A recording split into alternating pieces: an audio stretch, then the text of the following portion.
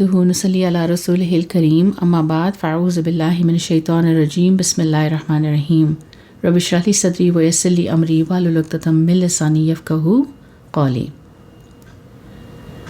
ریاض صالحین میں الحمدللہ ہم نے اب تک 7 حدیثیں مکمل کر لی ہیں اور آج ہم حدیث نمبر 8 کرنے جا رہے ہیں جس کا عنوان ہے کون سا جہاد اللہ کی راہ میں جہاد ہے۔ تو حدیث کی طرف آتے ہیں۔ اللہم صلی علی سیدنا و مولانا محمد و علی آل سیدنا و مولانا محمد وبارک وسلم۔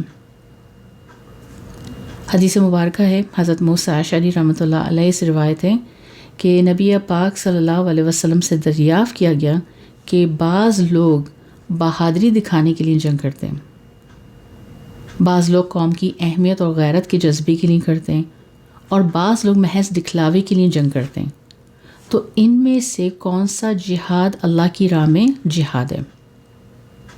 تو آپ صلی اللہ علیہ وسلم نے فرمایا جو لوگ اس لیے جنگ کرتے ہیں کہ اللہ تعالیٰ کی بات اونچی رہے وہ جہاد اللہ کی راہ میں جہاد ہے۔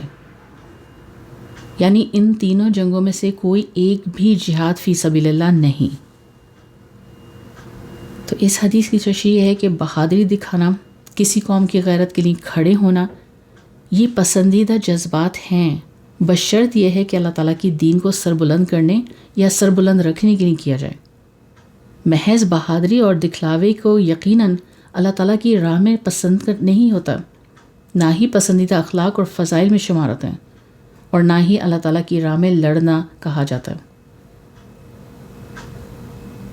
تو اسی طرح وطن، ملک اور قوم کی حفاظت فرض ہے، مگر اس وقت جب اس کا اصل مقصد، اس کا اصل مطلب اللہ تعالیٰ کی دین کی خاطر کی جائے۔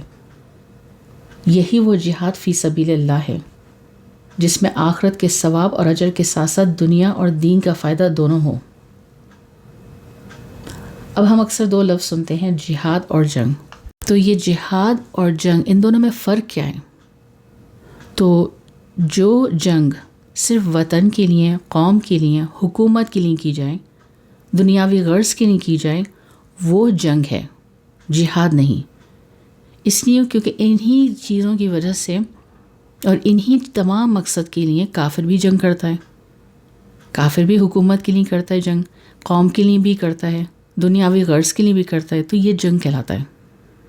اور جو مسلمان اللہ کی دین کو سربلند کرنے، سربلند رکھنے کی نیت سے کریں وہ جہاد ہے، اور جنگ اسی جہاد کے اندر خود بخود شامل ہو جاتا ہے۔ تو جو اللہ کے کلمے کے لیے جہاد کرتا ہے وہ اللہ تعالیٰ کی ہاں بڑی فضیلت کا باعث ہے، اور اعمال خیر کا دار و مدار نیت پر ہے۔ بس اعمال کی قبولیت کے لیے شرط کیا ہے؟ اللہ کی رضا۔ بس اللہ سے دعا ہے کہ ہمارے نیت اور ارادے خالص ہوں، اللہ کے لیے ہوں۔ آمین یا رب العالمین۔ وآخر دعوانا ان الحمد للہ رب العالمین۔